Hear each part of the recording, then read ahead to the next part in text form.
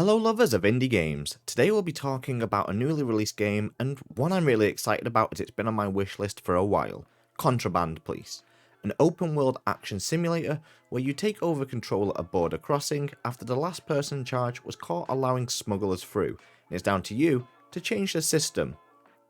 Now as always, let's jump straight into the review as we'll be talking about story, gameplay, graphics and what I thought about the game. These will be segmented below so you can jump along to check them out. Enjoy! Contraband Police starts with us waking up whilst being taken to the border control post. I don't know if this was intended, but it totally reminded me of Skyrim Hill, you know, when you wake up in the wagon. You're told that the previous officer in charge of the post was caught allowing smugglers into the country and taking some cash on the side. That's a big no-no in the eyes of the law, and you've been drafted into this position to get the place back to being a law-abiding workforce that we need this place to be. You find out from bits of information from the newspapers that you read that the government is consistently changing its policies to better suit themselves, and it seems some resistance groups are starting to form to try and overthrow this current leadership and replace them with a group that is more for the people and not just for money and greed. Now you have a choice that will impact how you play the game and what happens during the story.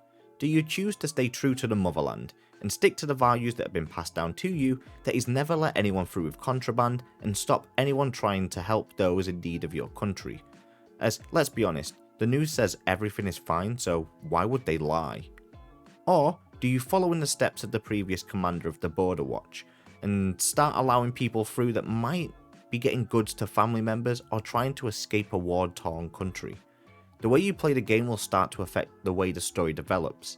Chapters will end with you making a decision towards helping the country or the resistance in some manner. It's gameplay time, and I'm going to be honest, I didn't think this game would have so much to do, but surprisingly it has quite a lot for a game about checking passports and searching cars. The main point of the game is stopping anyone not allowed into the country by checking the passport and workers permit, and stopping potential contraband being smuggled in by searching the vehicles using either a UV light that will highlight the contraband with a weird snake icon, or just by finding the items loose, maybe tucked away under a seat or taped under the car. These people really want to get the goods through, so you'll really need to check every nook and cranny. Now this is where the extra stuff comes into play that I didn't know was going to be part of the game. So it's actually an open world game. The world isn't big, nor can you do too much, but it's still open world that you can drive around in your police truck and visit shops and other areas of the map. The reason you'll want to do this is because it's your responsibility to ensure everyone you have arrested for trying to smuggle goods into the country, you'll need to take them to the labour camp. Sadly we don't have a prison, so labour camp it is, and any goods that you have found will need to be dropped off at the police station.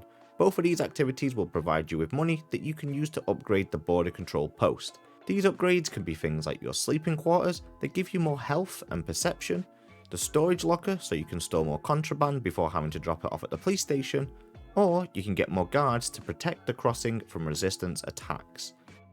Not everyone will want you to drop off the smugglers at the labour camp or allow you to give the contraband over to the police. They want their goods or their people back, so they will set up ambushes along the road to try and take you out. You can choose to keep driving and hopefully survive, or you can do as I always do, you can jump out and go full Rambo style on them and take out anyone who tries to defy the laws set in place of this land. The gunplay isn't fantastic. It's just like your normal shooter, aim and shoot. I did notice headshots don't always seem to count, and it's pretty hard to die. I literally ran at someone after running out of bullets and went full Matrix mode dodging bullets by dodging left and right, and just ended up hitting them over and over with an axe before they could kill me. So I know they always say don't bring a knife to a gunfight, but in this case, an axe was fine. Let's talk about the actual checking for contraband, as even though it's pretty simple at the start, the game really does ramp up what it wants you to check after a few chapters. When a vehicle shows up at the border, you first need to allow it into the inspection area. Once you do, you'll be asking for the documents and it's time to start checking whether they are who they say they are. You'll need to check that the name matches, passport number matches, is it valid and in date, and does the photo match? These are the quintessential checks that will need to be completed before you can look towards investigating the car itself. The game has a notice board that will have extra criteria that you'll need to check for. It could be don't allow certain jobs to go through, or no cargo from a certain country. These are just little extra checks that you'll need to always complete to be certain that you're allowing the correct people past the border control. Graphics remind me of any other simulator game I've played by Playway, the makers of this game. Whilst not bad, nothing really stands out from the crowd, but to be honest with you, that doesn't bother me at all. When I play a sim game like this, the graphics are the last thing on my list, as I play them for a fun time and just to relax in them really. I had no moments of me thinking, these graphics could be a little bit better, as I was enjoying the ride to the labour camp. I did run into kind of one game breaking bug, but I did manage to fix it. I entered my car when the door was stuck on a tree, and whenever I got back into the car to move, it kept teleporting me back to that tree. I did manage to fix it, I just had to kind of move over to the other side of the car whilst glitching through it and jump out the car, and it worked. But if that hadn't had happened, me and that tree would have lived happily ever after. Just imagine it, Jack and Tree sitting in a tree? Contraband Police is a fantastic game. I'm not going to beat around the bush here and say, oh it's this, oh it's that.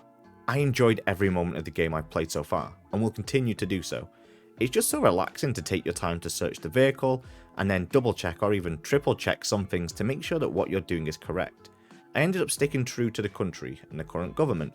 They haven't done me wrong yet, so let's hope I made the right decision, otherwise I might be on the way to Labour camp myself. Thank you so much for watching till the very end, I hope you all have a great rest of your day, and I'll catch you all next time. Bye!